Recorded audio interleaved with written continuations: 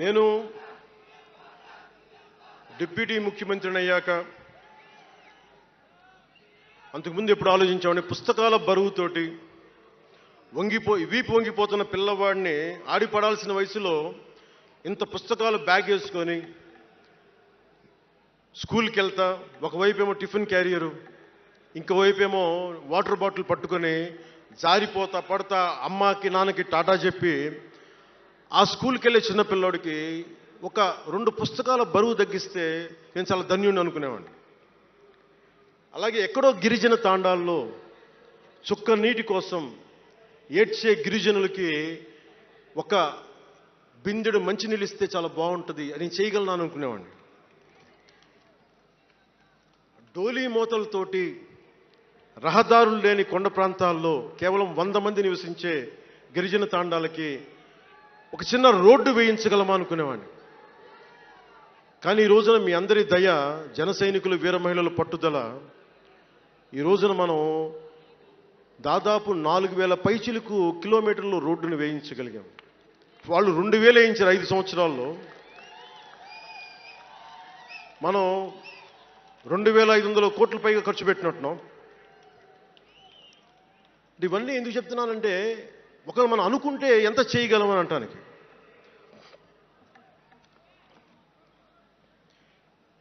సమస్యలు ఏమున్నాయి మన దేశంలో ఇప్పుడంటే, ముఖ్యంగా పార్టీలో వేదిక పైన ఉన్న నాయకులకి, జన సైనికులకి, మీ అందరికీ కూడా ఇది చాలా కీలకమైన సమయం. 2047 విజన్ అని మాట్లాడుతున్నారు గౌరవ ముఖ్యమంత్రి గారు. 2047 ప్రధానమంత్రి గారు మాట్లాడుతున్నారు.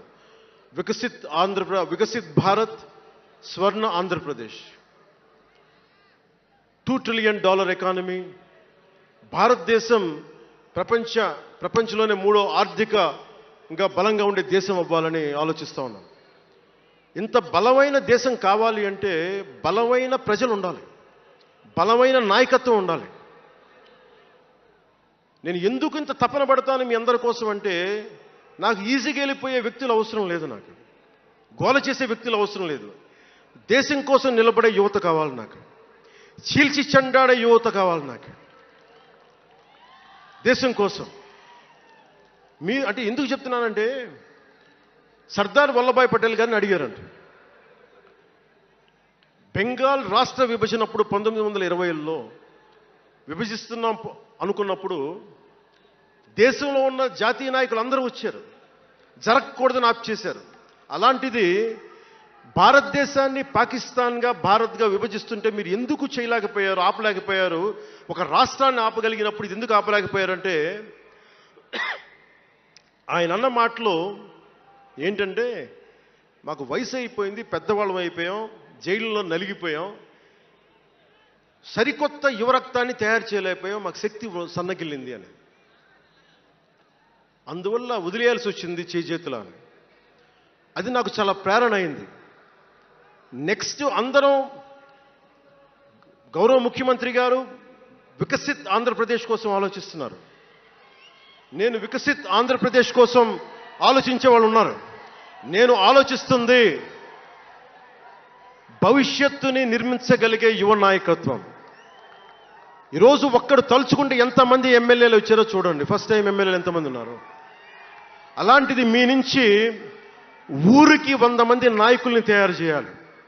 రాష్ట్రం నుంచి జాతీయ స్థాయిలోకి వెళ్ళగలిగే 100 మంది నాయకుల్ని తయారు చేయగలగాలి.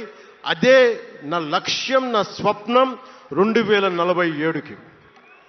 అంటే ఎలా ఉండాలి అంటే,